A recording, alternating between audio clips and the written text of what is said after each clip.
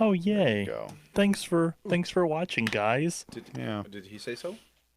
Yeah, because he is on Facebook, and I'm trying to make it work. Oh, video's live. There we go. Yeah. Look at us. We are back on Facebook. We have one watcher. Praise Jesus. That might be me. And that's working. And YouTube is not working. It's live. We are live. The internet can totally see me now. If you could see me now. All right. So let me do an F5 here. We're feeling pretty good here. Nobody's watching though, so that's good. And we'll resume in just a moment as soon as I can prove this thing is working. Let me get my glasses on so I can feel smart. There we go. Are they prescription? Actually, reading glasses. Perfect. I've got kind of like a weird vision thing. It's Reading glasses. You realize you're live, right? yes, I do. Okay, great. I'm talking about my your reading medical glasses. problems and all of that. Yeah, sorry about that, ladies and gentlemen. My glaucoma. In all the testing and setup for this, I didn't charge the stupid camera, so now it's plugged in again. We've got a little bit more light, and it's amateur hour here on the Flounders B Team podcast, and bloody hell, that's how we like it, right? Yeah, buddy. So what are you doing there, Timbo? I am purchasing Portland away tickets. Oh, why would you do something like that? Because there are still 9 seats available to the, well, there's like 115 tickets total, but there's 9 on the bus. And you want to get on the bus because I'm going to be on the bus. Yeah. He's on the bus. Gotta have He's that on bus. the bus. Oh, we like the bus. We do. We like the bus. So, and what date is that? Friday, August 23rd. And you said there's 9 tickets available, so there'll be 6 left after we buy ours, right? Correct. And that's Saturday the... Friday Friday. the 23rd. 23rd of August. August. Okay, I didn't hear you say all that. Why are you looking at me like that, man? All right, so we're Friday, live August on the 23rd. internet. Stop talking. Friday, August 23rd. We are playing Portland at Portland, and I think the bus is the way to go. I think there's at least 2 buses going. The plan is you meet at the park and ride, I think, in Tacoma off of 512, and then you hop on the bus, and there's a keg of beer waiting for you, and you can bring your own, but there's no pooping on the bus. Is that a rule? Dude, no, it's just a universal rule. It's a universal rule. There's no pooping on the bus. Yeah, well, I think we stop at the park. I think there's a not a park and ride. I think there's a rest stop south of Lacey Ground Mound something. It's halfway there, and so I know on the stop. On the Doyle's bus, we used to have a tradition where if somebody was in the bathroom for more than 30 seconds, plus however long it takes to sanitize your hands, we would do a 10-second countdown and then start singing, shitter, shitter, shitter, shitter, when we did the Doyle's bus to Vancouver or wherever, right? Oh, that's Because you don't poop on the bus. you really don't. You Like, don't. Because everybody's got it. I mean, it's just, yeah. it's not like the airplane where it goes whoosh, Even and then freezes to a little blue ball and lands in somebody's cornfield. Even then, I won't do that. Like, I have a paranoia about just like, no, I can't. Like, I got to make sure that I am good to go. What's the longest airplane flight you've actually taken? Oh God! I mean, it's nothing compared to you guys because I mean, you like what, a 17-hour flight. Well, it was in legs. So like one was 3 hours, one was 8.5 hours, and the other one was like 3.5 hours. Yeah, I think like the longest one for me was like 7-hour flight. Right on. It was a cross country flight, but it wasn't fun. I did manage not to poop on the airplane. Proud of you. It's uncomfortable. Proud of you. Like the toilet paper isn't. Why are we talking about this and not talking about soccer? I don't know. Like, I get why we talked about it, but He brought like, it up. yeah. It's No his pooping fault. on the bus. No pooping on the bus is the moral of the story. This is quality content. Do not let your from deuce channel loose. 253. Ladies and gentlemen. So we are here, and we are representing Channel 253, channel253.com. There are other great podcasts on this show, on this network, rather, such as the Nerd Farmer podcast, the Interchangeable White Lady podcast, Crossing Division. Let's see what else. Citizen Tacoma, hosted by Candace Rude. We Art Tacoma by Eric Hanberg, talking about all of the great art scene in Tacoma. And we're also sponsored by Tacoma Arts Live, which is a great platform and a great location, a great place to do all kinds of fantastic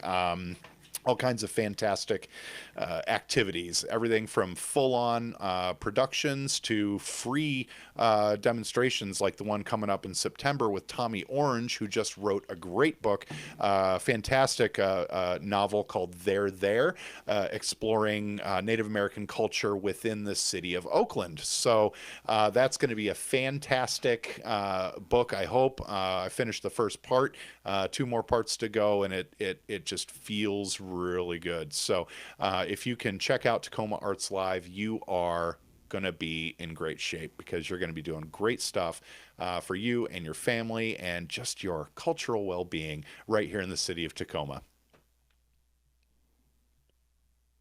Yes, there you go. I did my ad read. It was good. All by myself. No good script. Stuff. I feel like it went pretty well. It did. You knocked it out of the park, sir. Great, man. And Tim hates it when I read stuff live on the show because I can cut it in, but I really respect that you didn't blamp me at all. I was too busy purchasing ECS away tickets. You can become a member of ECS, who's not a sponsor of the show. I don't even know if most of the folks will find out. But they'd appreciate it. No, we're about to buy 3 of the last 9 tickets. They were responsible for that marvelous TIFO. Oh, that was. Oh my God, that was so good. Did that cover you where you were sitting? It did cover me. Yeah, and I'm like yelling at people, "Stop hitting the TIFO! What's with all the flags? I can't see." So I love me a nice TIFO battle. No offense to Portland, but that TIFO kind of sucked. Their TIFO is always they have one up in the like stands? whack and yeah, derivative. it wasn't Didn't make great. TV. It shouldn't have made TV. It kind of, sort of, like. What was it? Was it one that they recycled? It was like we're here, or was it Timbers are here? It was like, okay, great, but no, what was it last year for the playoff? We can smell the patchouli. Well, for the playoff last year, it was like, where's the car show? I thought that was funny. Because they had the car show going on, and but yeah, no, it was like Timbers are here, and it was but like it's all about everything that they do, and their TIFO has been kind of terrible for a long time. I feel like they're home. I love TIFO. them. I love every single one of them. Do you really? I love their home photoshopping TIFOs. crap. Oh yeah, exactly. Because they're just ripe for mocking. The home TIFOs are fine, but I'm sorry, I expected more out of Portland's TIFO, and it kind of sort of sucked. Like it was underwhelming. It's an inside joke. Generally is that nobody gets. Right. But they think it's awesome. It was like, Timbers are here. Okay, congratulations, we saw you walk in. That's why all the pumps are missing their nozzles. That's right. They drove away with them. If you compare just kind of overall Sounders TIFO, or ECS TIFO and Timbers Army TIFO, I think the big difference is that we talk very much about kind of the glory of the club, the honor of the club, the history of the club, the tradition of the club, the legacy of the club, all the cups we've won, and just kind of it builds pride and makes something swell up inside you. Like I said on the show, Timbers show last time, Timbers TIFO just makes you want to float too. Yeah. So it's all very derivative, pop culture driven. Like there's always some sort of like a Freddy Krueger or an It clown, or you had a couple other examples that you remember that you've ripped off of. Well, I mean, one of my favorite TIFOs that we did was I think Timber Joey was swimming in the water, and a giant orca was coming up. Basically, like the cover of Jaws, if you were to pick up a VHS, which is a videotape at home. That's back in the 40s, kids. It's got the shark coming up in the female swimmer, but this was Timber Joey swimming, and the shark was an orca, and it said "pity." It was pretty. It's very nice. Good stuff. So we did have our rivalry match, the Derby, if you will, last Sunday, and we'd love to talk with you all about that. Yeah, it's gonna be a little painful, but we can make it through, kids. Can we? Yes, we can. What day is today? Tuesday? Yes. Okay. Yeah. So All day. It's still fresh in my mind. So continue. Please. Portland comes to town. Do you want to? What do you want? Do you want to go? I mean, basically, they've beaten us how many times in a row before leading up to today? 5 out of the last 6 times. Portland, and this is including U.S. Open Cup matches, and really, in some ways, Portland is returning to the scene of the crime. The crime is ending the Sounders season in maybe the most gut-wrenching, knife-twisting fashion that if you do it to your rival, you can live that up forever. But yeah, so the Timbers came back, and one guy who did a hell of a job in the U.S. Open Cup match down here at Cheney Stadium was Brian Fernandez. And it's kind of sort of like we didn't watch any film on what Brian Fernandez can do. It's capable of. He got 2 goals, but yeah. He had to earn some of those, but keep going, Tim. Keep going. No, I'd like to go over the starting lineup. Oh, sure, and all that stuff first. Sure. But I mean, as far as history, we hate them, they hate us, and it's beautiful. They love winning up here, apparently. You can't say every time they talk about the broadcast was like, oh, they even beat them in the Open Cup, Like, I wanted to use a word there. Forget that mess. I mean, they had their entire complement of players, all their DPs. That is true. We had Jonathan Campbell. We had, I think the highest salary player was Victor Rodriguez, and that was probably the last time he saw the field in 3 months. But yeah, I mean, it was just not. We had Dellum, we had the kids. Like, come on now, and we almost got that game too. We missed a penalty at the end that would have helped, but missed a penalty in the first half maybe. Was it second half? Second half. Oh yeah, that was probably 80 minutes left. Missed a penalty in the second half. Really, that first goal was kind of on the back line. Usually is, yeah. Campbell led him to cut back inside. Yeah, and he finished. So he was walking. I mean, yeah, it's one of those where, you know, if you correct some mistakes, you probably win the game, and so it hurts a little bit going into the game. But Tim, lineup. Oh, we're drinking Sparkle Donkey margaritas, the Flounders B Team margarita of choice. Are we recording now? We are. That's okay. We're recording on we're recording on 3 platforms. We'll be able to get the audio. Turn on the red light. Anyway, continue. All right. If I'm doing stuff over here, don't worry about it. It's just when you sigh and you breathe out your nose. When you sigh out your nose, it's like, oh god. That's either I'm very disappointed in you, Tim, or oh, you're the one disappointed in me. Yeah. It's okay. The Sparkle Donkey margaritas. 1 part. Parents are fighting. 1 part Sparkle Donkey Reposado. 1 part lime juice. 1 part Grand Marnier, and finish with squirt to taste. It is a very delicious beverage. If you're gonna do it, thank you for that. Your wife took. This is the glass that they serve the near beer in. It does kind of taste like French beer. It's like, well, it's 0%. It's just 0% alcohol beer. The Heineken Zero? No, it's not. It wasn't even that. It's like, I don't remember what it was. Just ground up Wheaties. They just said, this is beer. There's no brand to it. We're just going to give it to you in this Coca-Cola cup. Here you go. Yeah. So, all right, starting lineup. Yes, please. Fry and goal. Back line, Brad Smith, Kim Keehee, Roman Torres, Kelvin Leardom. Defensive midfielders, Christian Roldan, the right Roldan, and Gustav Svensson. And our attacking mids, Geraldinho Ship, Nico Ladero, Jordan Morris, and up top, Wreck-It Raul Ruidiaz. Do we want to go over Portland? Those guys. Yeah, we definitely want their lineup. Suckett Clark in goal. Jorge Villafaña, Cascante, Mabiala, and Moreira, right back. They're also doing a 4-2-3-1. They've got Pesades. I don't know, his name's blurred out. And Diego Chara as their defending midfielders, and then attacking midfielders. Ebobise, Diego Valeri, and Sebastian Blanco, and up top, Isn't it a Brian Fernandez. Ibobisa? Yeah. Imbobise? Yeah. Imbobise? Ibobisa. Ibobasa, yeah. And then Ibobise.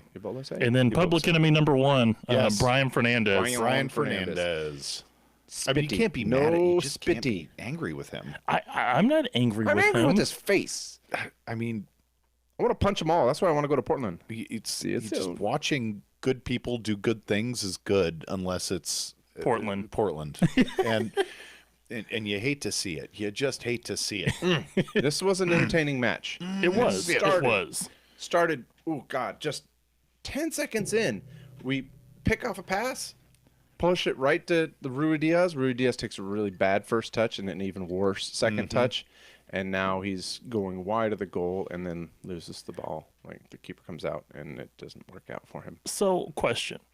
After he scores that goal, in my head, or after he attempted that shot on goal, in my head, I'm thinking, okay, if they keep the pressure on for, maybe the next 5, 10, maybe even 15 minutes, they're going to pick up a goal eventually. Like, you just kind of got that vibe that, okay, they're going to put pressure, they're going to apply pressure early, and then you're going to see a goal out of it eventually. I don't know. I had that vibe. I'm not sure what you guys, because Steve, you were there. Tim, you were watching it on TV. So I don't know if you guys kind of felt that way too. Or... Only in the first 20 minutes. Yeah, yeah. It looked like one-way traffic. It looked like we were going berserker on them, and they didn't know what to do. Right. And it didn't work out. Well, and to be fair, Portland played, I believe, they played their entire starting lineup. Was it Thursday against Orlando? And minimum subs, if I remember correctly, because I got in around the 70-minute mark watching that thing, but they had to work for a draw. They had to work for a point. Maybe work more than they should have for that point against Orlando. So you're thinking to yourself, okay, you apply pressure early, you get them tired even more, and then you're fine. But then all of a sudden, it seems like at the 30-minute mark when Leardom gets turned over, kind of, I'd say maybe in that last third, and then Portland goes the other way, already with a 1-0 lead. That's when the offense just decided to go, bye, see ya. Bye, Felicia. Basically. So the referee, Drew Fisher. Yeah. Called it before the game. We are the soccer Nostradamuses. Nostradami? Close enough. What's the plural of Nostradamus? Nostramicus. Nostromachus? So everything we talked about in our last show happened. We saw Kramer goals. We saw depth issues. We saw, I mean, you name it, and it happened. But Drew Fisher, as soon as I saw he was reffing, I was like, oh, God, this guy isn't going to call anything.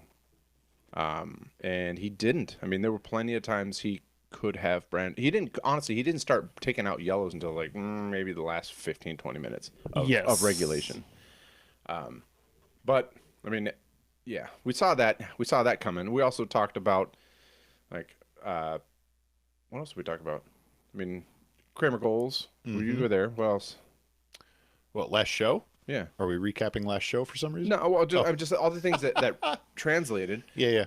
We were talking about the turf. And that definitely the turf. I think that applied today. Yeah. All right. Tensions kind of getting, but that's just in a rivalry game in general. But no, you could tell that, and really in the second half, and that around the 70-minute mark when Seattle was trying to get something going and Portland was starting to kind of stall a little bit. Yeah. Like you could kind of tell, okay, it's getting under their skin, and yeah. So Nate talked about just the inability. I'm sorry, it was actually Kevin Zmyra on Twitter was talking about just the inability for us to utilize our wide channels, starting and our inability to just effectively use the midfield at all. Starting with Harry Shipp. Starting with Lodero kind of in the mid, and then trying to transition to the left-hand side. Jordan Morris trying to be a target forward or a false nine or whatever the heck he was playing yesterday or on Sunday. I don't understand why. I don't understand how, and maybe somebody can help me understand how Portland was able to just kind of congest, and why we continued to pass into those congested areas around the midfield. Our players were there, right? Yeah, well, especially like towards like the top right of the field, right? Well, it seemed like there was just. That's where we were trying to make plays, and that's where Portland always was. Well, Portland was already there, was always there, and one thing that I thought was kind of interesting, and I didn't ask Schmetz after the game, but the health of Jordan Morris, because remember he kind of took that nasty fall around maybe the 25-30 minute mark, and they didn't pass the ball to him kind of after that, and he was struggling, and that's one thing that I was thinking. I was like, do they not want to just even try? Did we have Buana available? No, we had zero offensive. It was all so defense. That's why we were it was all defense and all mids, but it was because you could tell. Okay, they're gonna take it to midfield. Shipp or Lodero is gonna get trapped, and then we're just gonna be sitting around, just watching them in a corner. It's kind of like, with a full court press, where you take it at half court, and then there's two guys in front of you. You don't know what to do with the ball, so you either pass it back or you turn it over. And that's basically both times where we just had to retreat, or they had to retreat, and you pretty much have to reset your offense. If you get it over to Morris, stretch the field. It feels like we had a lot of turnovers in that kind of transition, right? Yeah. Where we're trying to build something from the back, and like 2 or 3 touches after, it's just falling apart. Yeah, that's what we do. We're playing a counterattacking team, and we take too long to build from the back, and it's slow and methodical. And if we do get off to a decent break, there's nobody up top to receive the ball. We have Rui Diaz, and that's it. So if we can't find a way to get him a pinpoint perfect ball, it's over. Somebody else gobbles it up. Now, Jordan Morris, we're not utilizing him well enough. Like he's big, and he can turn on you. Yeah. If he's got his back to goal, right? But he is not. He is not the player that's going to go down the line and beat you on a dribble. Oh, not at all. He needs a runway. He is fast as all hell, but he's huge and muscular, and he needs a long runway to get up to speed. So he's not that short step, quick, beat you on a dribble, 1-2, 1-2. And that's the problem. We had somebody on him instead of playing it in front of him. Right. Well, and the one thing I was going to say as well is Brad Smith did a great job of bringing the ball up the field early on. Yeah. But after a while, when when the same play is happening and you're getting tired, and at the same time you got to cover one of the fastest and one of the more efficient forwarding offenses in MLS, you're gonna get tired. Yeah, and we're gonna see that next week too. So always, I don't know if this one forward thing is working out. I mean, because we're getting the ball up so fast, there's nobody to give it to. Right. Or he's double teamed. Well, Rui Diaz is quick enough, and he's lurking where he's supposed to be. I think the problem is the crossing is just not working out. Well, yeah, the service is not getting to. I mean, whatever. Yeah. I can't say that because we had two different. What? Go ahead. I'm sorry. We had a ton of chances inside the box. True. But I think we did enough to win the game. We just absolutely. didn't convert. I mean, yeah. Rui Diaz missed a just a sitter, like a epic sitter, and I was thinking about thinking about a Hall & Oates song that I sang off camera. Well, and then you have after you score the goal, Portland comes right down and then just completely just takes all the energy away. Well, I mean, the first goal that we give up was a turnover by Leardom, I think, and then a ginormous, like, 70-yard switch. And I see Brad Smith, like, 20, 30 yards from the dude, and then he closes it down, and then it gets posterized. The player cuts it back, unleashes a shot, and Fry jumps to make the save. I don't know if he got any of it, but it went off the crossbar, and his momentum's taking him outside of the goal mouth. And then, God damn it, it wouldn't have been too bad because the biggest player on the field is standing between the shooter and the goal. Right. But what does he do? He jumps, he kicks a leg out, and so you go from basically occupying 6 feet by 2 feet wide of the goal right in front of the player to like 6 inches maybe, because you're jumping and sticking a foot out. And this, if you're looking at home, this is about as wide as maybe his calves, and that's all he was covering of the goal, if that. So that's some big calves. He screwed up, and he made it worse. Now, had he just stood there and kept his arms down, I mean, who knows? Maybe if he did stand there, maybe it would have accidentally gone off his hand and been a penalty. But at least it would not go in. Right. So at what point was and if I'm jumping too far ahead, let me know. But at what point was that controversial keeper handling? Which one? No call. That was the first half. Stephen Clark, I think it's his name, Stephen Clark. Yeah, Steve Clark. He is good for at least 1 or 2 tourisms during a game. Tourisms? Okay. Tourism. It's an industry. Or tourism. He's good for at least 1 or 2 brain farts. And, well, I mean, granted, it wasn't necessarily a brain fart, but the ball was rolling. It was coming through, and he ran out to save it, but he got it in his hands, and the momentum was taking him outside the box. So he basically shoved it out of the box, out of bounds.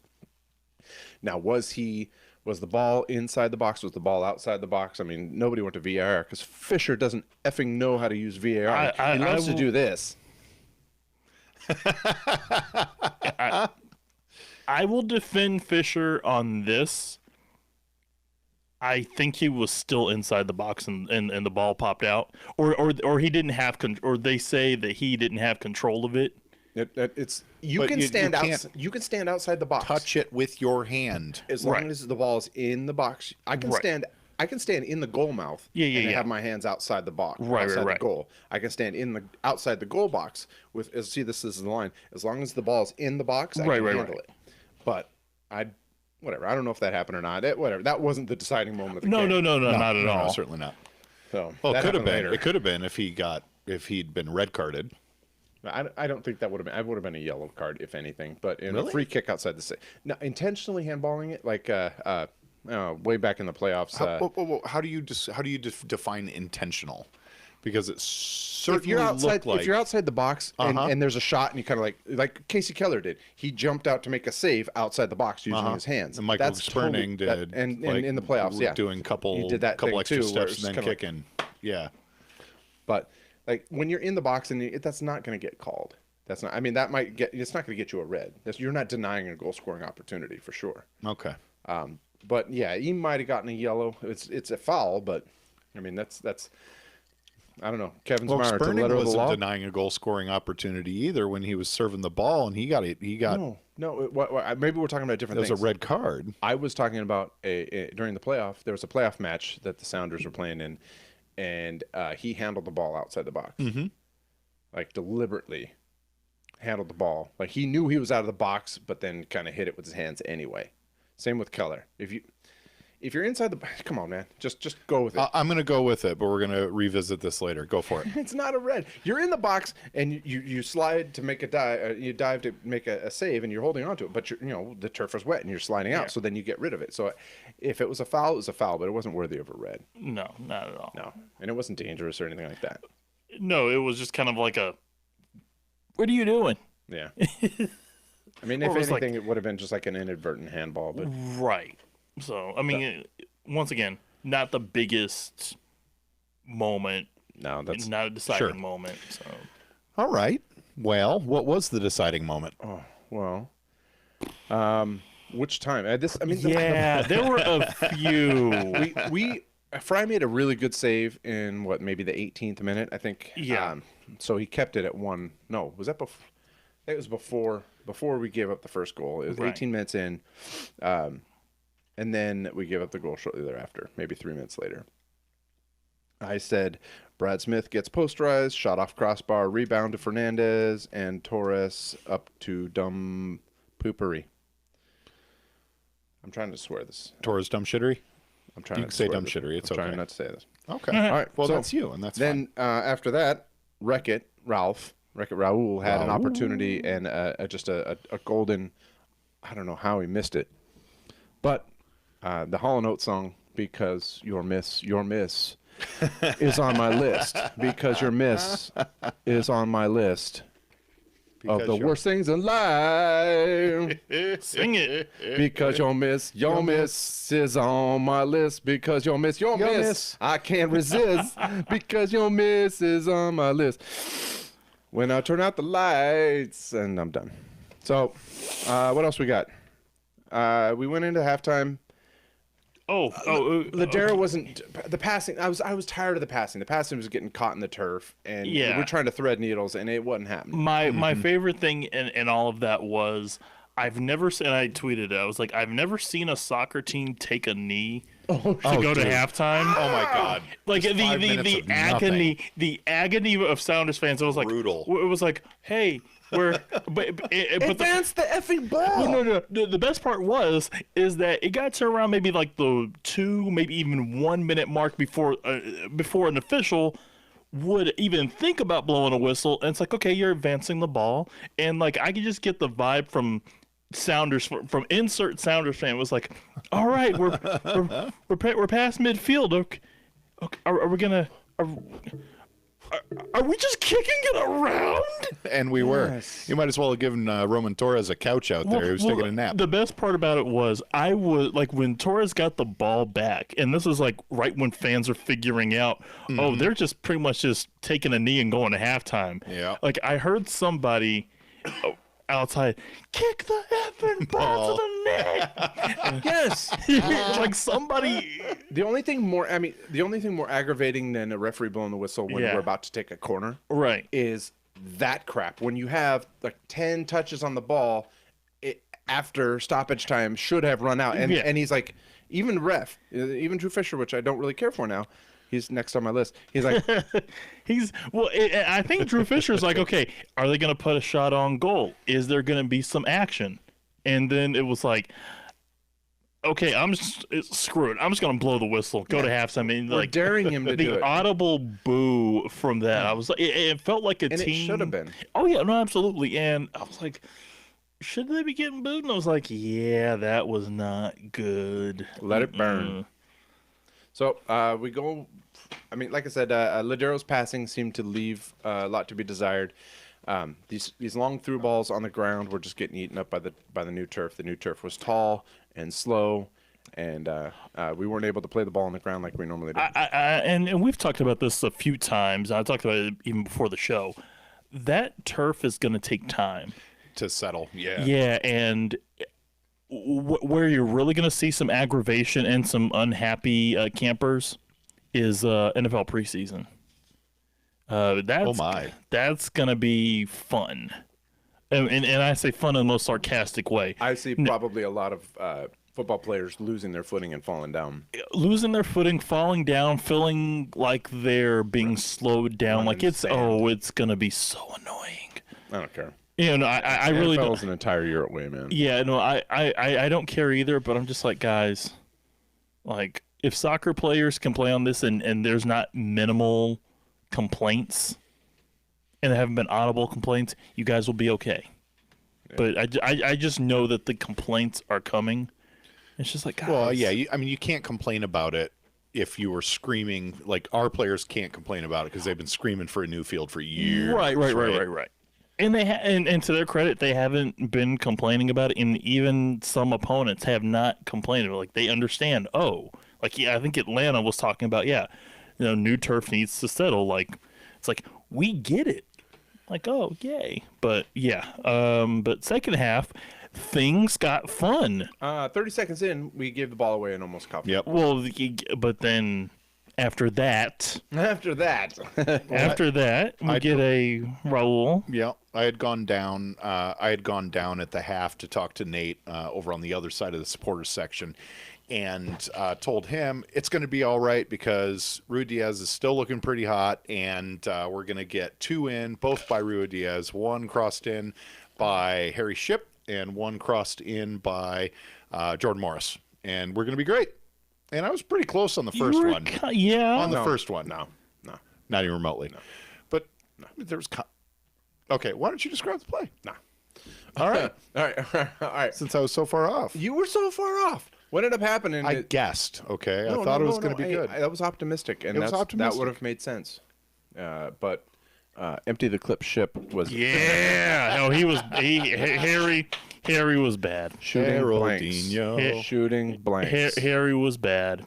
But to be honest, as much as I would love to have Rodriguez healthy for that match, Drew Fisher wasn't going to do to protect him. He would have gotten the crap kicked out of him. He would have fallen down because he's really light and fluffy. Well, and to be honest, Harry, you could tell, like, he didn't play in the Dortmund game, but you could tell that, going as hard as he did against Atlanta, and yes, I know that there's time to recuperate, but when you're going 100 miles per hour like he did in that game, and then you're still doing that in the second game, yeah, that's going to wear on you. Yeah. And it's not like you're playing, you're not playing some schlep, team from the East, so you're having to work for a lot more than you were against Atlanta. And no, you could definitely tell Harry was tired, and yes, Empty the Clip Ship definitely shot blanks.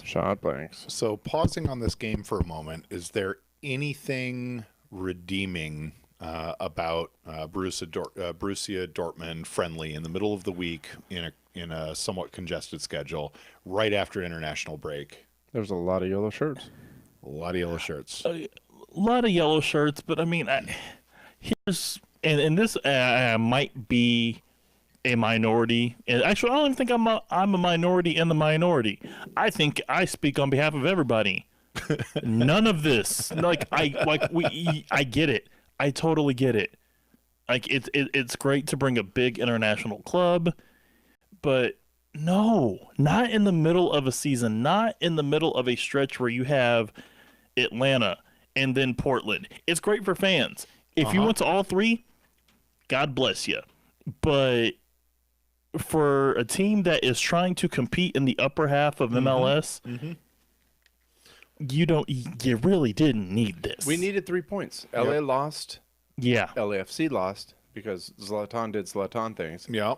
But and we needed to close that gap. We could have needed to stay closed it from 8 to 5, right? 8 to 5, and you pass LA, and you're all alone in sixth place, or in second place. But now we lose points, and we're in third place. Still, you're still in third. It's okay, but it's not what we want. And don't want to. Yeah. Anyway, I made this point in my column, which you can read in the News Tribune, Tacoma News Tribune, thenewstribune.com.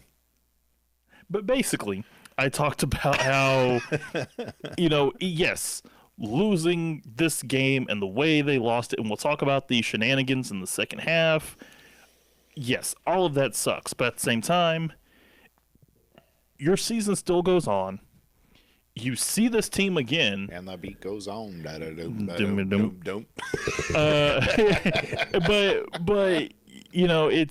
it still stings, but at the same time, the West is it's still going to be a dogfight whether you win or you lose. But it's just the stench and the feeling of losing and how you lost that makes this feel like, damn. And that has to feel similar for LAFC as well. I mean, we talked last week about kind of the weakness of the LAFC schedule going in, but I mean, this could be a traumatic experience for them. I mean, Zlatan is going to Zlatan. Yeah, great comparison because I mean I don't know, LAFC has never beaten the Galaxy, and I don't know if Zlatan is getting into their head like Blanco does us or like Zach Scott. Spitty gets in our head. No Spitty. That's Fernandez, by the way. For those at home and Steve here, Fernandez was basically getting in trouble for spitting on fans. No, I understood. Okay. For those at home and Steve here. I don't often follow the non-soccer aspects of the game. Heck, I don't often follow the soccer aspects of the game. See, I wasn't going to say anything. How many times have you hit the power button and like, sorry guys, I haven't watched the game yet. Okay, so I'm looking at, and just because you mentioned, the upcoming road for LAFC, they host Atlanta on the 26th. Huge game. Especially for Atlanta, because Atlanta needs that more than LA. Yeah, LA's but then, you go face Bruce Arena and the Revolution. That's a win. But then you got the Red Bulls, Real Salt Lake, and the Quakes. Then the rematch with the Galaxy. So that's August.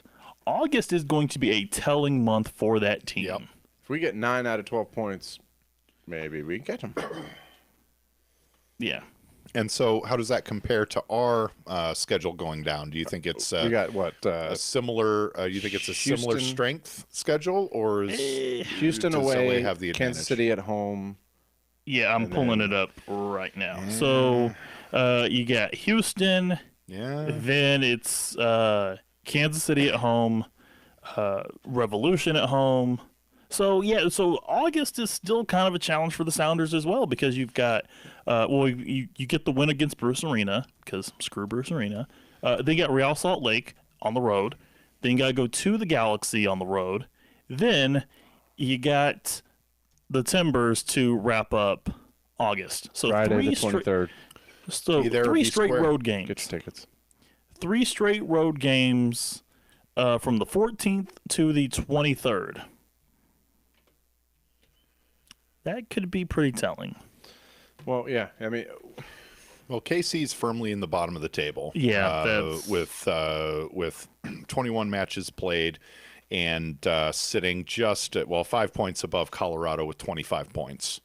Sporting KC is always a difficult match. I forget off the top of my head how we did at our last matchup. Lost 2-0. We always have a hard time against the Cauldron there. Yeah. It's a hard stadium to play in. It really is. It's a hard stadium, and when you like Johnny Russell had his magic moment, I don't think that's going to happen now. No, I think getting beat by Portland is going to light a fire. I just hope that fire doesn't burn. I hope that fire burns bright even through Portland away. Yeah.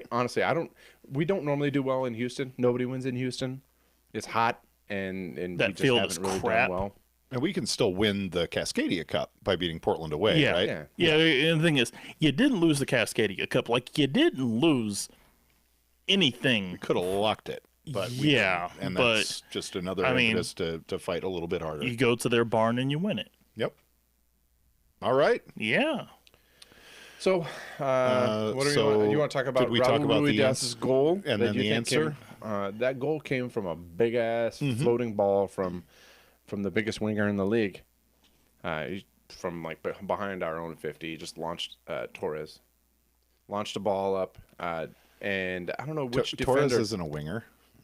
But he was playing in the. No, he was. I'm just. It's a callback from an earlier show. Eddie Johnson. Got the biggest winger in the league. You got the. Yeah. Anyway, Anyway, Eddie Johnson wasn't a winger either. It was were we referring to DeAndre Yedlin because he was so tiny? No, Jesus, goddamn Christ, Steve. You're worse than I am. I am. So Eddie Johnson, we have the biggest Johnson in the league. Yeah, and then I said, who was the winger? Roman Torres. But he's not a winger. Yeah, no feces, but he's big. He crosses the ball in for a goal, for an assist, and winger is really close to center defensive mid. or center fullback. Sorry, fullback. To eggplant emoji. Because that's too.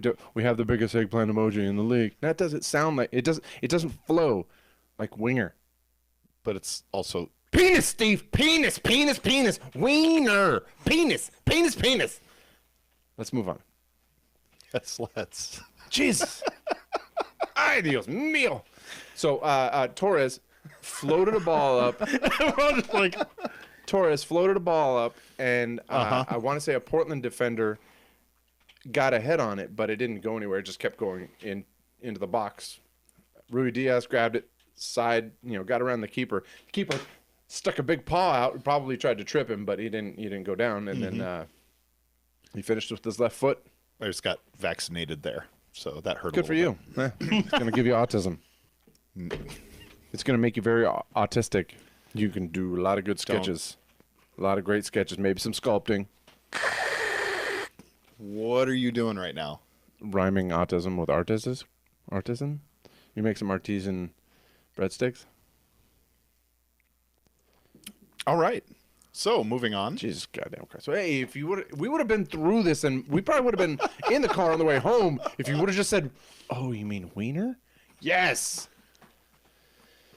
So, and before, goddamn, if it wasn't before, James Woolard, friend of the show, does James. the call and repeat like after the very last row, right out. We get countered and scored on. Like I'm still jumping and hugging my wife. Exactly. And like, wait, what just happened? Yeah. Why? Because it's a Kramer goal. Because we had a brain fart. Because the biggest winger in the league lack of concentration didn't follow his man. The first one, like, all right, you tried, but no, this is all on him. He cuts in front of it. Oh man. He cuts in front of him and gets on a cross and just puts it in. I mean, that was a slow roller. Fry made the save, but it just kind of kept rolling. I'm like, yeah. Oh, you know what? Abobase had a really good double banger that almost went in. I mean, he could easily had 3 goals on the day. Yeah, they as much as we talk about the mistakes that Seattle made, Portland capitalized. Oh God, yes. But the thing is, they're a team of capitalizing vultures, and this is what they do. They counter, and we're slow to build it up, and it sucks. We have some of the fastest guys in the league. We've got Brad, we've got Jordan, and we've got Jones, but instead we play it to feet instead of just dumping it in the corner, letting that guy run his ass off and go get it. And meanwhile, everyone else runs to the far post, and someone, one near, one far, and then we get a goal. But we don't do that.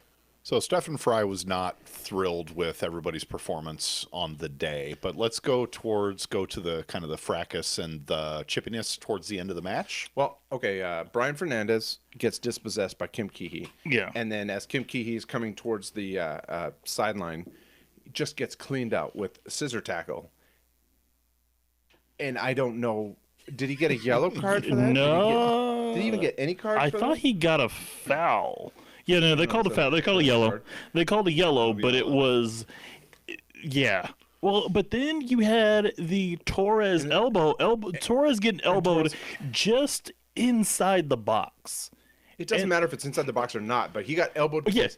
For a league that focuses on red card, shit. Anything. Oh, you touched it. You took the cap off this chapstick. I definitely saw the elbow. Well, I saw the elbow from the press box, and here's the thing. I'm used to like college football or NFL press boxes where when you see something, you're like, oh, that's this, and I was like, oh, that's an elbow, and people are looking around like, what do you mean it's an elbow? And then we look at the replay, and then you clearly see an elbow in the freaking box. That was Torres, right? Is 6 feet tall.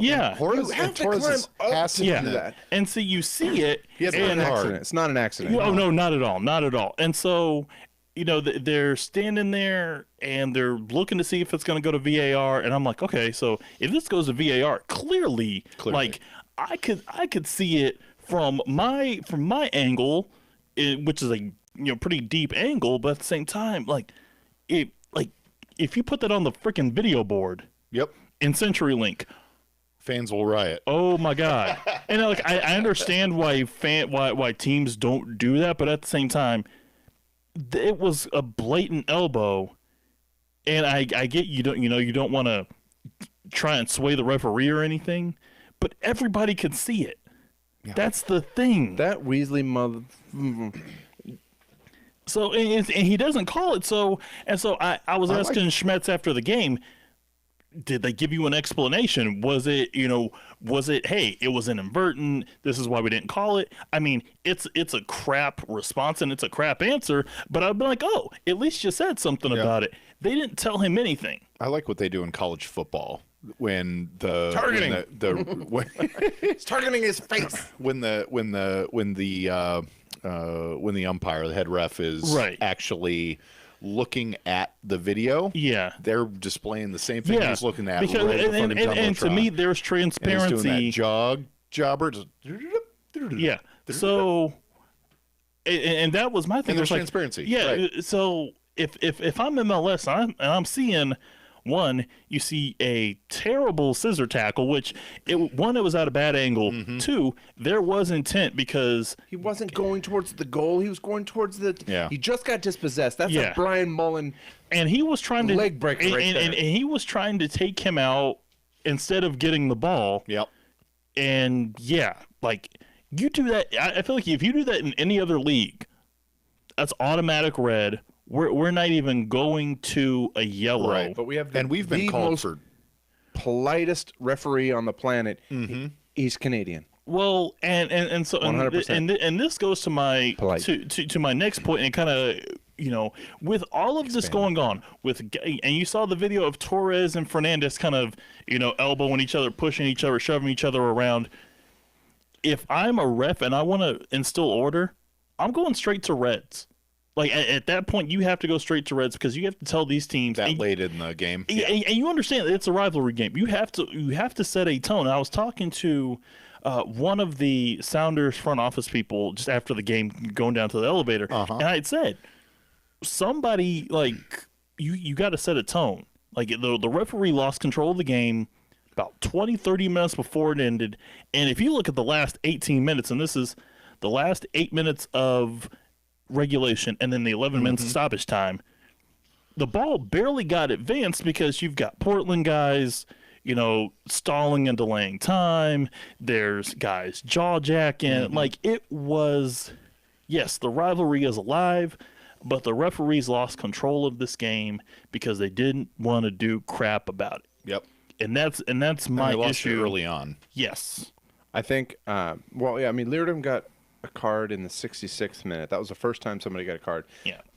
Brian Fernandez didn't get his yellow until 82nd minute. Yeah, 82nd minute. Yeah. And then Chara got one at the death of the game, which all that did was take him out of his next match, which Portland would probably lose that one, but they won this one. All right. Well, I was going to say real quick, 10 fouls were called. 3 of them resulted in a yellow in the last 19 minutes of game time. He pretty much held on to that whistle, or held on to the yellows until late. Too late. Yeah, way too late. And even if you gotta send somebody off, I'm not hating it. I'm like, oh, so you finally get control of the game. But to have that and then the post-match shoving, which I think everybody could have seen coming. Do you think the Disco? I mean, we'll get back to that. Do you think Disco is going to get involved and reprimand people? They need to. I think he's going to get a fine for sure. Oh yeah. For the elbow. Torres? Oh no. For getting his head in the way of that guy's elbow. Exactly. How dare you? Yeah. I mean, that's kind of how Disco goes. But just thinking about from the referee's standpoint, they might have been thinking, oh, fuck, not another red card wedding. We can't do this. This can't be part of our show notes. Even Harry Potter guy, whatever his name was. What's Harry Potter's name? Daniel Radcliffe? Yeah, Daniel Radcliffe. Is that Harry Potter or was that the referee? His name is Radcliffe. I don't know who the referee is. Even if Radcliffe would have called fouls, honestly, if Drew Fisher, what he really needed to do, sorry about the long pause and looking for my words. You're fine. You thought I was choking on something. Jim Rome.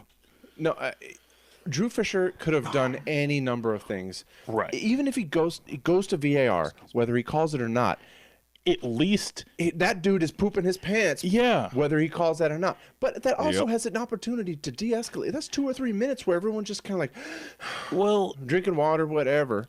And my thing, he could have done a lot. He could have done a lot of what you've talked about in the past, which is you go up to the guy, you blow the whistle, you stop the game. You point at the 3 corners, yeah, or you threaten, or you threaten the shit out of him with a red. You don't show it to him, but you're like, hey, got a red in here, buddy. My favorite thing in the world is when they have both cards, the red comes flying out and like he throws it on accident. I've had you take that card out and it just goes. You're like, and everyone's like, oh crap. Right. And then you give him a yellow. But there's another referee in rec league. He'll basically take his yellow card and he throws it off the field. And like, nobody else is getting a yellow. This is the next one you're going to get from here on out. I have a quick question for you. This is an aside. Oh, sure. Do you still play keeper for one of the ECS teams? I've taken about a month off, but I'm ready to go back in the fall. Which team do you play with?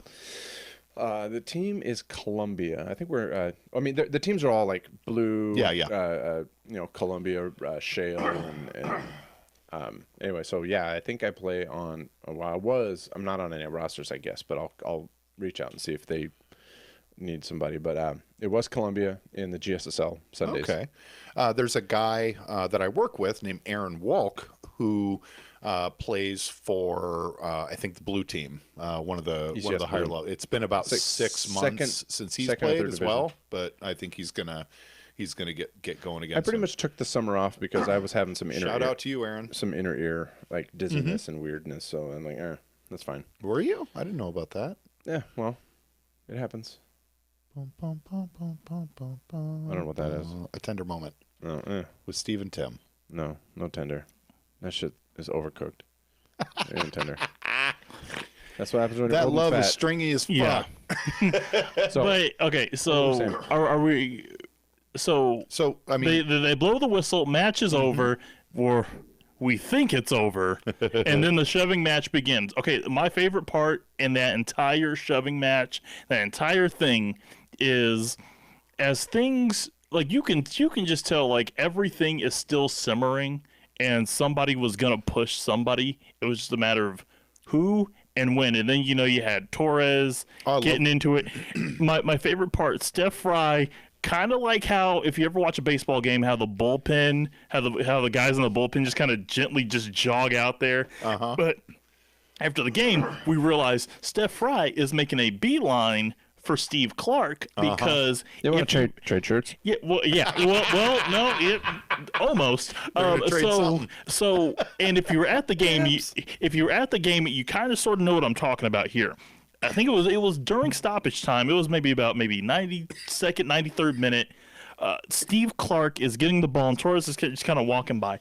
I don't know if words were exchanged, but Clark mocks Torres for like on a header because Torres had missed a header. I don't know if it was a cross or a corner, but basically Torres did not like it.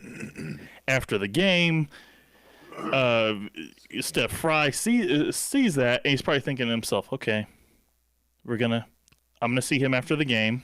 I'll tell him to remain humble, that he did a good job, and then the best part, which I'm so upset that I didn't get to see. I'm humble. Well,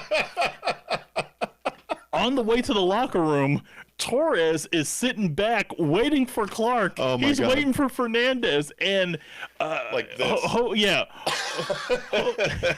He looks like the silhouette of that cowboy that you just see the black silhouette of the cowboy leaning back. Jose Moreno had a great shot of the ambulance.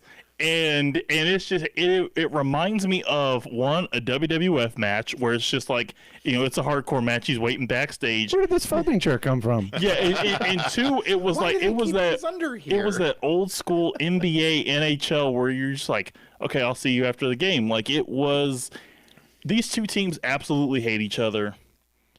Portland came in and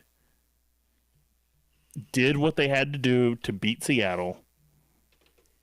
yeah, no, the frustration and the agony that the Sounders, just the entire team, coaching staff, players felt after that game, it was like, yeah, like, screw El Trafico. Yeah. Like, call me when El Trafico does that. Yeah.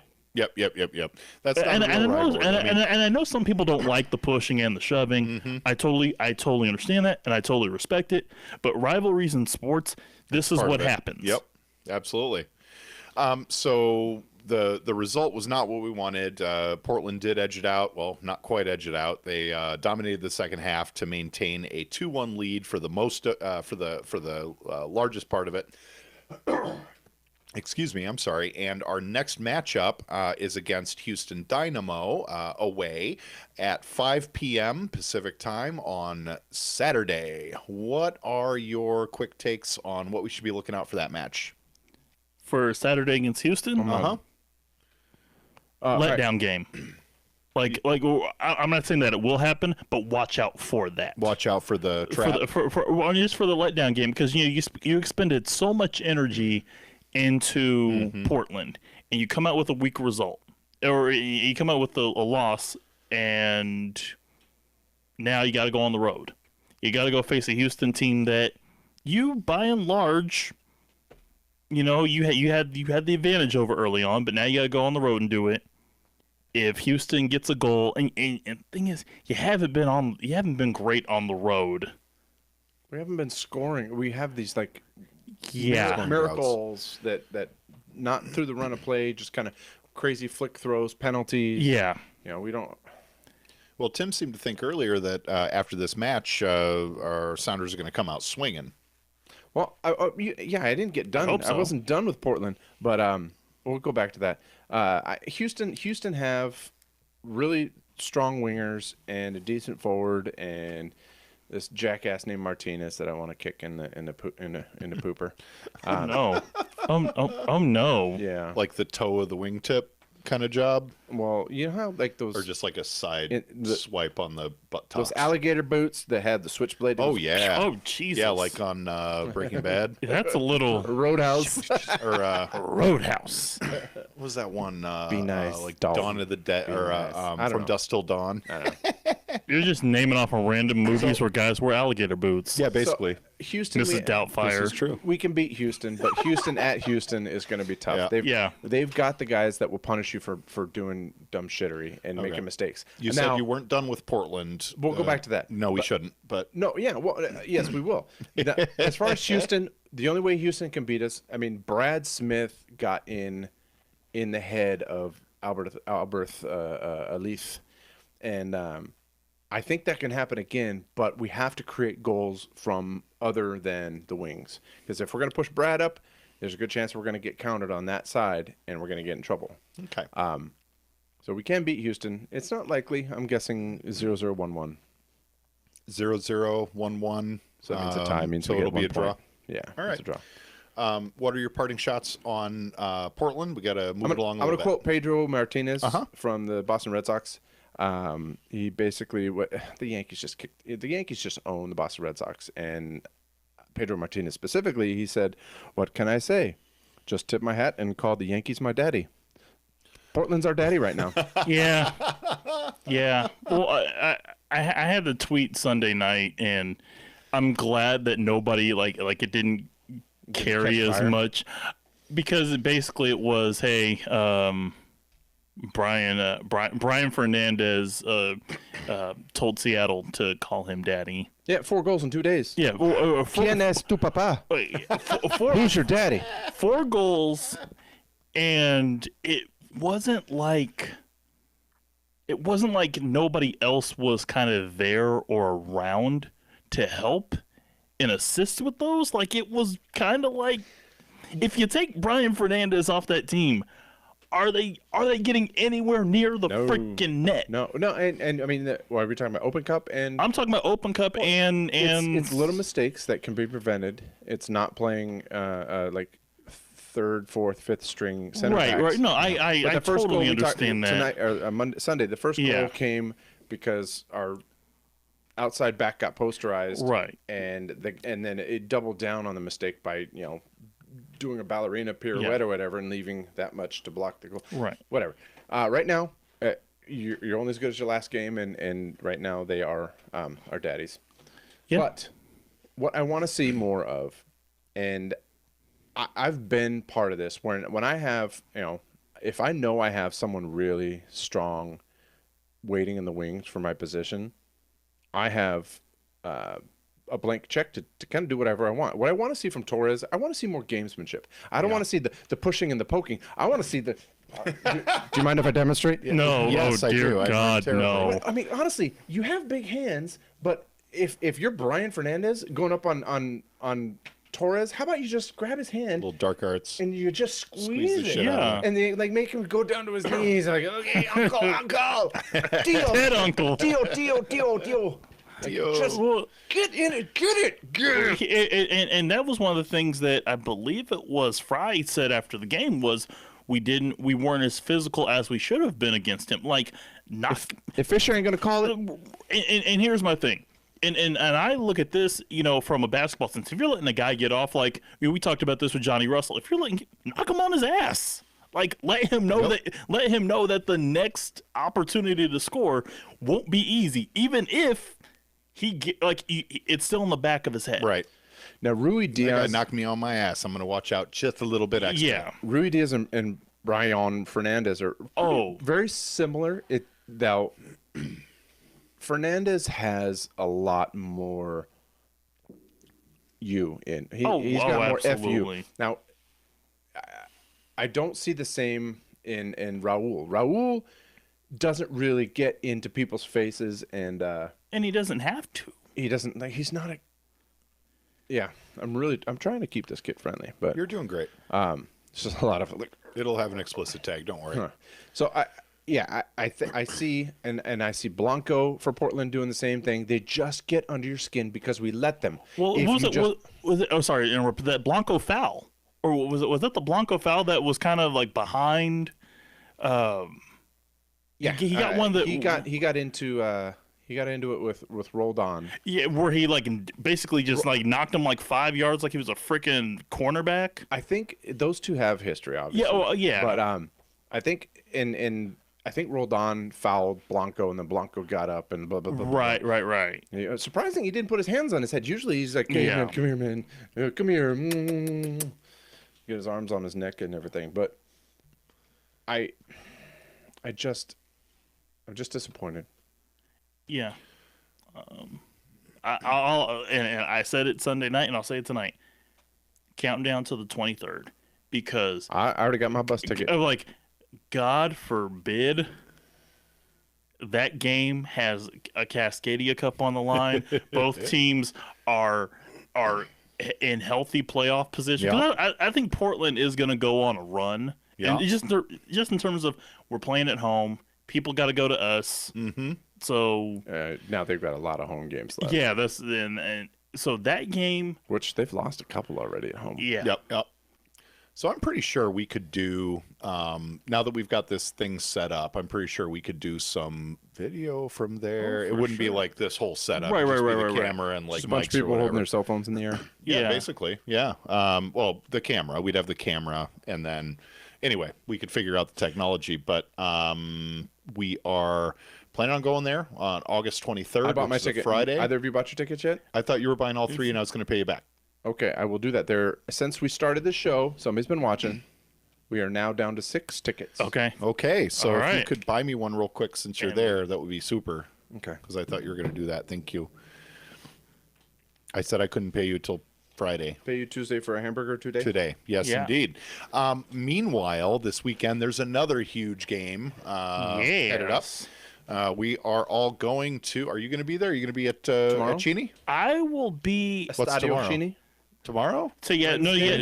Vegas. I believe Vegas comes here to play the. We got Las Vegas Lights tomorrow. Shit. I was thinking about the rain on Sunday. Oh yeah, I totally forgot about the homecoming match. Well, I will not be at the homecoming match because I will be at the ballpark formerly known as Safeco, covering the Mariners and the Tigres. The team How's Detroit this formerly year? known as the Major League Baseball team.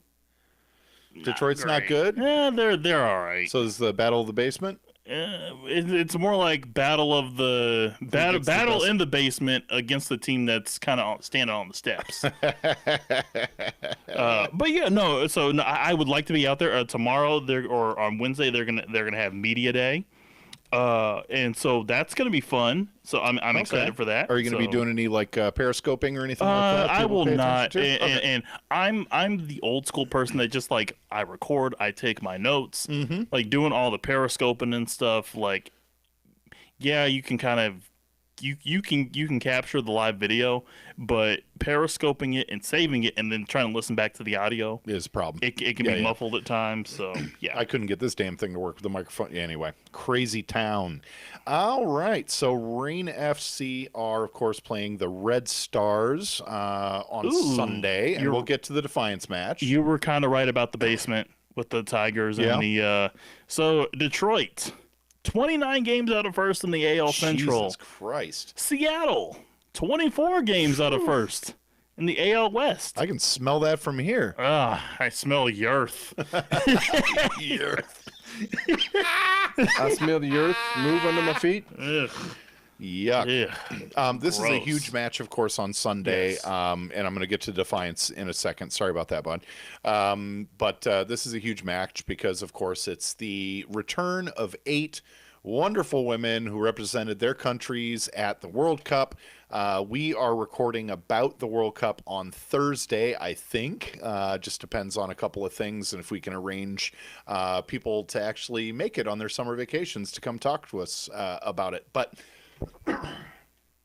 Rain FC are playing Chicago Red Stars. Megan Rapinoe's going to be back. And Ali Long, Rumi Yatsugi. Yep. Like you name it, everybody's coming back. I'm excited because there's going to be 7,000 people. Is it already sold out? Oh yeah, they sold it out. I wish they could have put actual like bleachers on the field. Because I think on the grass. Oh, absolutely. That's a bridge too far for the groundskeepers, I think. Which that's probably going to ruin the grass. Yeah, which I totally get, but displace the weight. But they could have. But yeah, they could have put, aesthetically, they could have put another 1,000 in there. Anything for the money. Yeah. Get the buddies and right on. So no, it's gonna be and the Chicago Red Stars have a solid team. Sam Kerr, one of the more dynamic players in the league. You've been doing your research. You did a journalism. I do a journalism. He does his work, ladies and gentlemen. He is yep, absolutely. So you can expect full coverage of the Rain match next week next week on our regular show. Don't know if we'll do this live. We'll get some feedback from y'all and see if this is working out. The point is, of course, to get you the content a little bit earlier because, frankly, I have a life. And editing the show sometimes takes takes back seat to spending time with my family and doing other work. But this way, you get the content now, and those that do prefer the podcast, they can get a little bit later. If you prefer time shifting, your news. I would love to simply listen to this thing in the car. Yep. And not. I love Sonar Feed, but until they make it podcast worthy, it's really hard to put the phone up on the magnet and drive and like. Yeah. Well, unless you and put on my makeup Red, and right? eat popcorn and no. I got time for that. So, Defiance playing Las Vegas Lights at home. Are you sure? Well, that's what you told me. I did not tell you. I said I believe they're playing Las Vegas. Okay. I told you there's a game tomorrow. Dun, dun, dun. To the internet. To the internet. To the internet. We'll edit this part out. But wait a minute. I can just pull it up here, buddy. Surprise. Your internet's slow. We're playing Oklahoma City on Saturday. Oklahoma City, Saturday. And tomorrow, sorry, we are playing Las Vegas Lights. I tomorrow knew it. At 7 p.m. I knew it. Hey, guess what, guys? I did the journalism again. Andrew Hammond. Doing a journalism. As they strip his knowing creds. facts, living the dream. As they what? Strip his creds. You can't hang out on this show. You know they're going to get your credentials. Oh, what's your title this week? title for your job title? Yeah. Soccer beat writer. You didn't change it again? No, I did not change it. Well, they've had me on soccer, and I'm planning on doing a Megan Rapinoe feature for her return to Cheney Stadium. Oh, and by the way, guys, guess what? Count the games that Megan Rapinoe has played as a member. Regular season games. This year? Yeah. 0. Because she was on international duty. Yeah, she was a little busy. She was a little busy. So hopefully, yeah, even if she doesn't even start, she sees the field. Drink.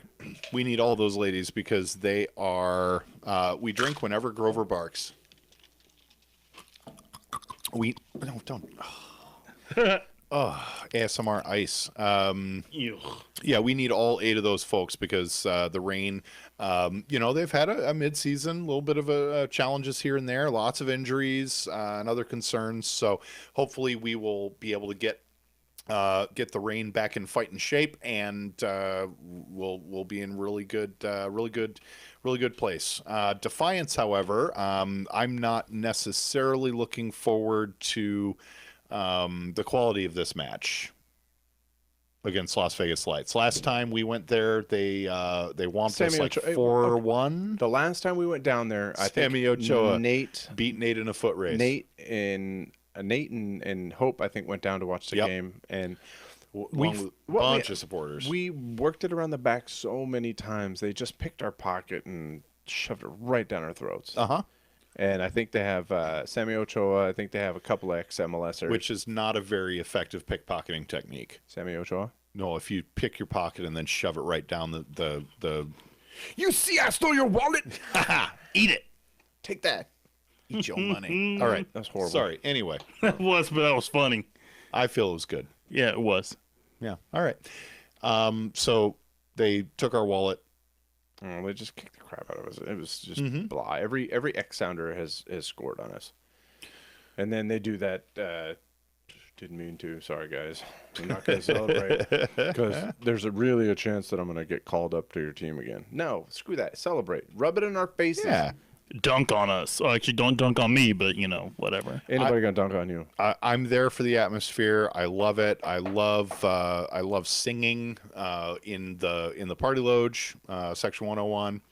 And we have a great time down there. So if you can swing by and say hello, we would love to see you and talk with you. And maybe... I may actually make it out there. Yeah, well, if you could come see us, that would be really cool. Can you drink on the job? Really cool. No, I won't be covering the game, but I'll just probably head out there tomorrow night. Yeah. Not for.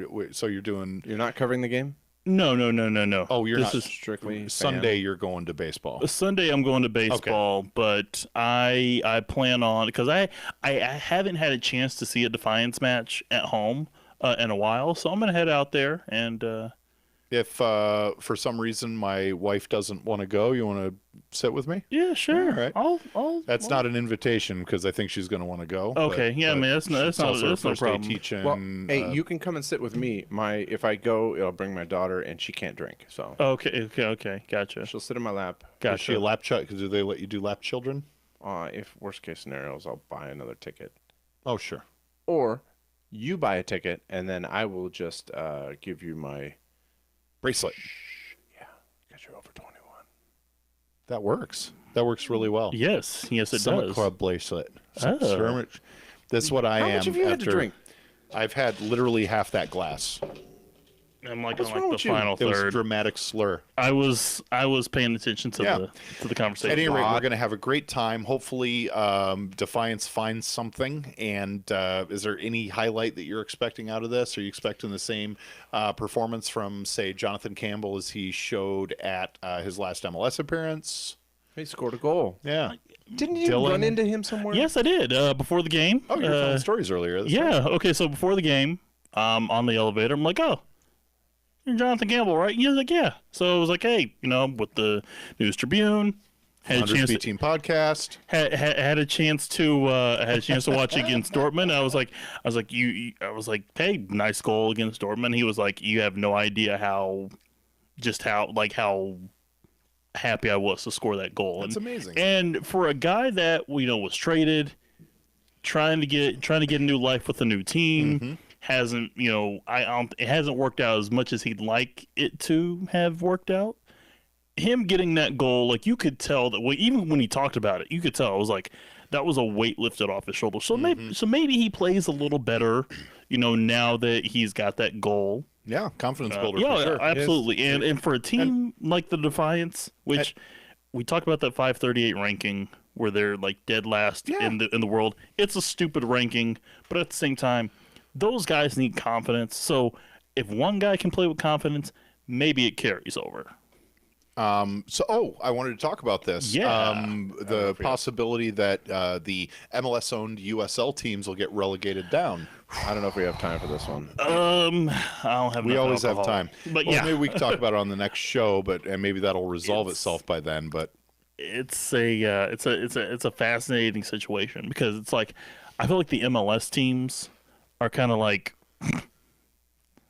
this is crap. But at the same time, I feel like the USL is kind of bitten off a little more than they can chew in terms of just how many teams they actually have, and it's hard to control it. I see.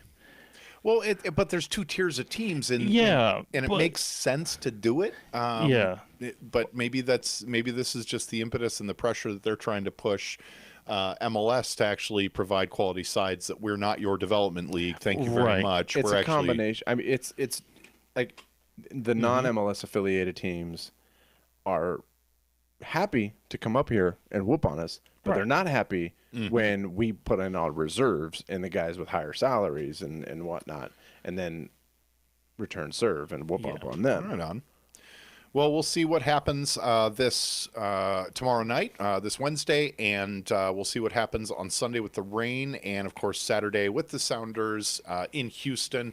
Busy, jam-packed week for all of the teams that we love and hold so dear. Any parting shots? Appreciate everybody watching. Yeah, thank you. As of right now, there are 4 bus tickets left. If you want to get on the B team bus, there's only 4 left. Is it a separate bus from Tacoma, or is that just a different? I think there's 2 or 3 lot of tickets. Well, I mean, I think they basically have so many bus tickets left. You can get there's like 100 if you just want to drive down. Yeah. But if you want to get on the bus, they save so many tickets. Probably the bus might be half full if it leaves Tacoma, and then they fill it up with the second half or the prepaid. Right. So.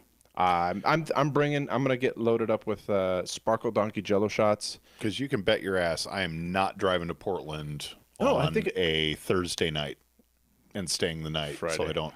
Friday. Well, I know, but Thursday night and then stay the night, and then stay Friday too. I just don't want to party that hard. You know what I'm saying? Why would you go down Thursday?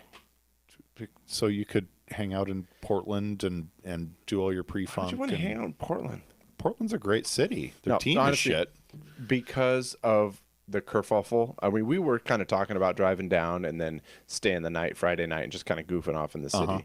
But I don't know if I want to spend the night in the city right now. I mean, I know myself. There's a lot of weird shit happening in Oregon and Portland in particular. With like Antifas and all that business? And like fascists. That's what I meant. Anyway. The anti-AFI. Well, yeah, no, it's, Plus, if you go there and God forbid, I'm not trying to knock on wood, if something were to happen again like Sunday, I'm sorry, I don't want to stay in that crappy city. Yeah. Every time I've gone, and it's been like, we've gone to a number of games. We've lost, we've won, we've drawn, right? And being like the fans outside, the supporters outside, no matter how contentious. I mean, shit, the 4-4, that was a great match, very contentious, very heated, very controversial, but also the fans outside were fine after the match. Well, walking out of there when we lost in the playoffs, I just put my head down and walked. And But this time, after the bull crap that had just happened a couple days ago, they're going to need security to keep me away from them and them away from me. Tim, I'll be the security. Quick question for you. Here's going to be the best part about this. When we go, like, I feel like I could be that one person that like nobody wants to mess with. Not saying that, you know, knock on wood, somebody's feeling sitting in a strong. wooden chair. So whatever. Had to make it dramatic. Shut up. So basically, I feel like after the game, I could help lead everybody out, and nobody would want to try and mess with me because it's like, who wants to mess with the big? Who wants to mess with the big dude? Nobody. But You're a huge bitch. Thank you. Until you start talking, and then it's like, here's the thing. I won't talk. Oh. I won't talk Do you if have somebody. an aggressive voice? I don't have an aggressive voice. I'm a passive aggressive type. So say if Seattle does win, I'm like, that's. How's the game, buddy? How you doing? Want a soda? Soda pop. But no, I would not be that guy. But yeah, no, you just got to just head down, just walk out, and if somebody provokes you, then yeah, no, we hold each other back. So all right, we should go over the ECS rules one of these days for riding a bus before our next show or the next time we do a show before August for sure. Basically, you just don't be a dick. Yeah. You're gonna tie your scarf. Don't be a dick. There's gonna be some language both ways, but this is a game. I have to keep reminding myself that. But if some little kid comes talking smack, I'm gonna throw him. So, question, because I'm relatively new to this rivalry. Sure. So I saw, I covered the ECS walk march to the match. Oh, yeah. And so, as far as the fan interaction between Portland and Seattle, where in Seattle, Portland's all the way up and pretty much just kind of secluded from everything. Mm-hmm. Same.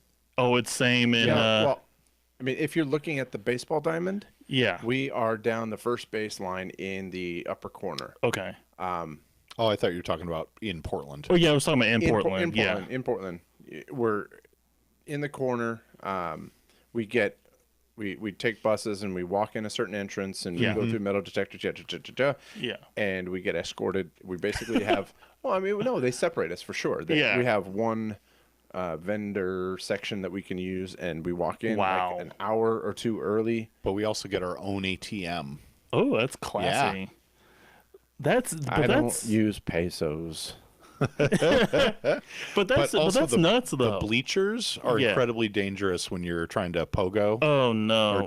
Are they wooden bleachers? Well, they're wooden bleachers with the metal supports on the back. When you've been drinking, and you will bark your shins at least twice. Yeah.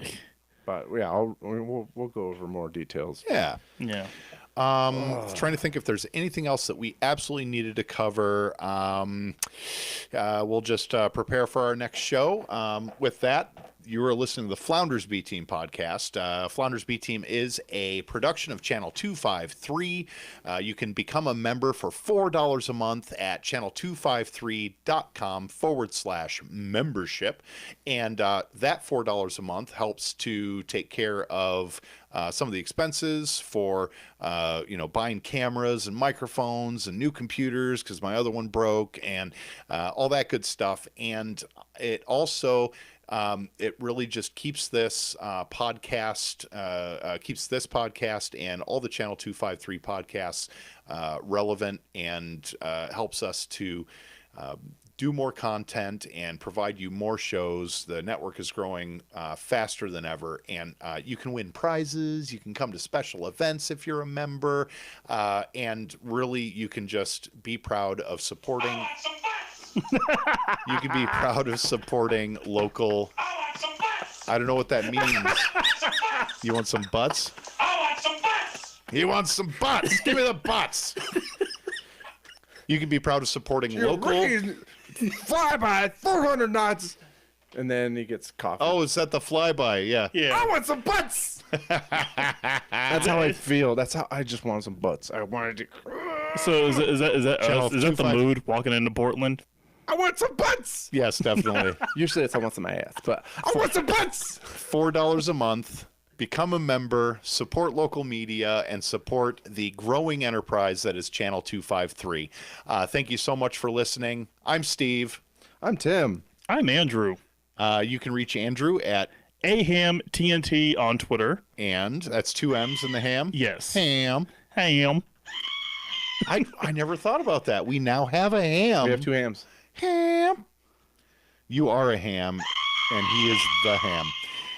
And then, how do we get a hold of you on the Twitters? You just reach out and touch somebody. Reach out. Right turn, Clyde. Reach out and touch someone. What movie? My movie? No, any which way but loose. Where do we get a hold of you on the internets? Muffin Top Model on Twitter, Insta, Snap. All of the soch. I'm Podfish at PODFISH. Of course, Tim usually mans the Flounders B Team Twitter, so subscribe there. Again, go to floundersbteam.com, and we're going to find a way. This has been a great experiment. There are things that we're definitely going to change, but we're really excited that you tuned in, and we'll get the regular podcast up, no problem. Just a couple of days, and we'll continually be improving our content on this platform, YouTube, Periscope, Facebook Live, and all that good stuff. And we're also working on simply providing a live video stream directly on our website. So stay tuned for all of that. I'd really like not to be dependent on all these advertising driven platforms and all that. So unless they want to pay us money, we will shill. Yeah.